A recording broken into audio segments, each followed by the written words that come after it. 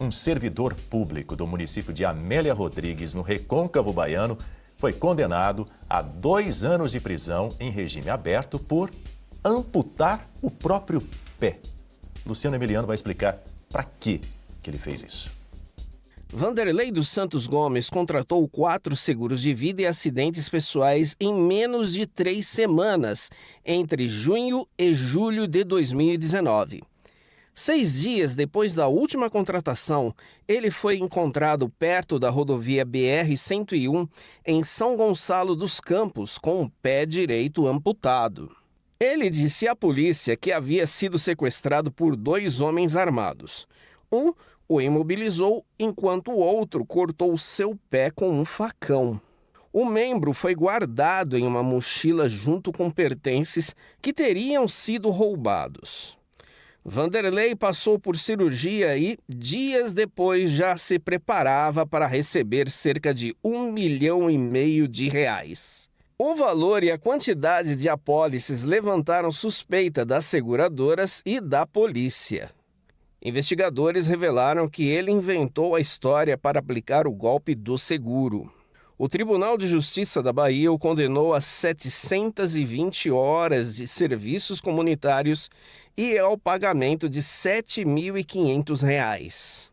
A pena começou a ser cumprida em maio deste ano.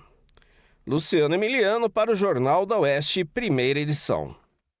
Vou te contar cada uma, hein? Marcelo Rocha Monteiro se junta a nós aqui no Jornal da Oeste, primeira edição. Bom dia, Marcelo. Seja muito bem-vindo, muito bom tê-lo conosco. Bom dia, Daniel. Bom dia aos colegas de bancada. Bom dia ao nosso público. Marcelo Rocha Monteiro, o que passa pela cabeça de um sujeito desses de amputar o próprio pé depois de fechar quatro negócios com 4 empresas de seguro em 3 semanas? Ele achou que não ia dar na cara, que tinha uma tramóia, uma armação, enfim. Amputou o pé, estava mais fácil ele remover o cérebro, porque não é uma coisa muito inteligente por N razões, né, Marcelo? É quase literalmente um tiro no pé, né? Em vez de tiro, é um facão.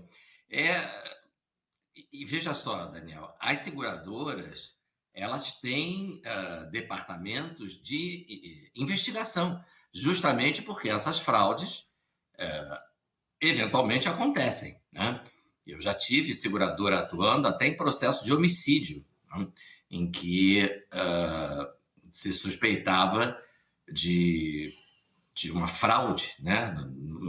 Uma suposta tentativa de homicídio para recebimento do seguro. Então, com certeza, havia pelo menos 5 equipes investigando esse fato, né? 4 seguradoras, cada uma tem a sua equipe de investigação, e a própria polícia, de maneira que acabou tudo sendo descoberto e ele amputou um pé para nada, né? E ainda foi condenado, né? Um episódio realmente lamentável.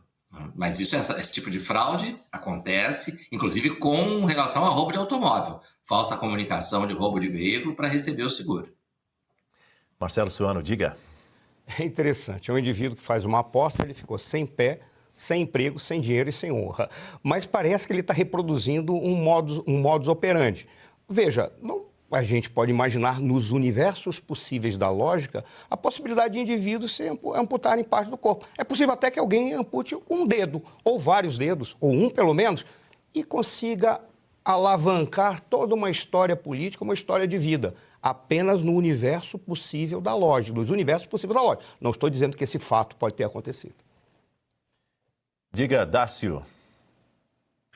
Olha, eu prefiro pensar que existe uma doença até social nesse caso, porque essa semana eu estava lendo uma notícia de uma mãe que cegou os próprios filhos para poder receber BPC, benefícios, né?